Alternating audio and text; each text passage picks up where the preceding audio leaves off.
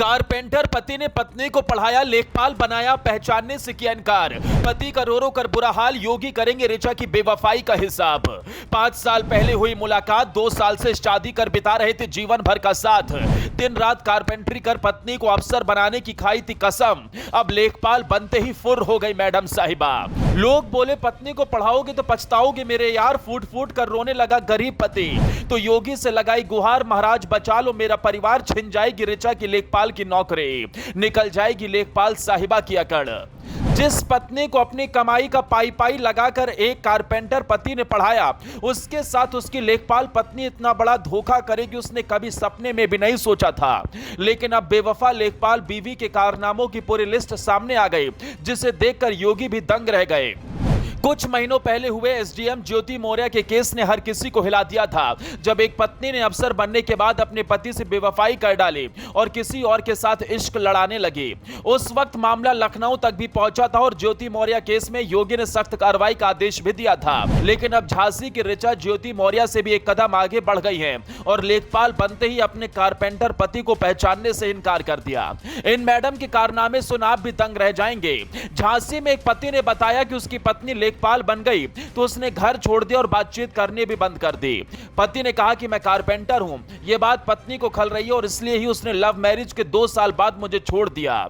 Jhansi collectorate में बने सभागार में नवनियुक्त लेखपालों को जिला अधिकारी नियुक्ति पत्र बांट रहे थे। वहीं सभागार के बाहर एक पति अपनी पत्नी का इंतजार कर रहा था, क्योंकि उसकी पत्नी लेखपाल बन गई थी और पति अपनी लेखपाल पत्नी के हाथों में प्रमाण पत्र देखना चाहता था। ऐसे में पति सभागार के बाहर अपनी पत्नी का इंतजार ही करता रह गया और लेखपाल पत्नी अपने पति को झांसा देकर दूसरे दरवाजे से फुर हो गई। पति नीरज ने बताया कि वो कारपेंटरी का काम करता है। करीब 5 साल पहले दोनों की मुलाकात हुई, दिन रात बात हुई, दोनों दोस्त बन गए और इसके बाद जल्द ही दोनों एक दूसरे को दिल दे बैठे। दोनों ने ओरछा में मंदिर में जाकर शादी भी रचाई, जिसका रजिस्ट्रेशन भी कराया। अपनी पत्नी को अधिकारी बनाने की चाहत पाले नीरज ने अपनी पत्नी को पढ़ाने का बीड़ा उठाया। नीरज दिन रात कारपेंटरी का काम करता, पैसे कमाता और फिर अपनी पत्नी की पढ़ाई में लगाता। इस बीच साल 2022 में यूपी सरकार ने लेखपाल की भर्ती निकाली। लेखपाल भर्ती का फॉर्म खुद नीरज लेकर अपनी पत्नी के पास आया था। ऋचा ने अपने पति के साथ ऑनलाइन लेखपाल का फॉर्म भरा। 2023 में लेखपाल की परीक्षा और ऋचा ने परीक्षा भी पास कर ली। पत्नी ऋचा अपने पति के साथ लखनऊ तक गई अपने कागजातों के वेरिफिकेशन के लिए। ऋचा लेखपाल बन चुकी थी और इसे लेकर नीरज और उसके परिवार की खुशी का ठिकाना नहीं रहा। हर कोई खुशी से झूम रहा था, लेकिन इसके बाद जो हुआ उसने नीरज और उसके पूरे परिवार की खुशियों को मिट्टी में मिला दिया।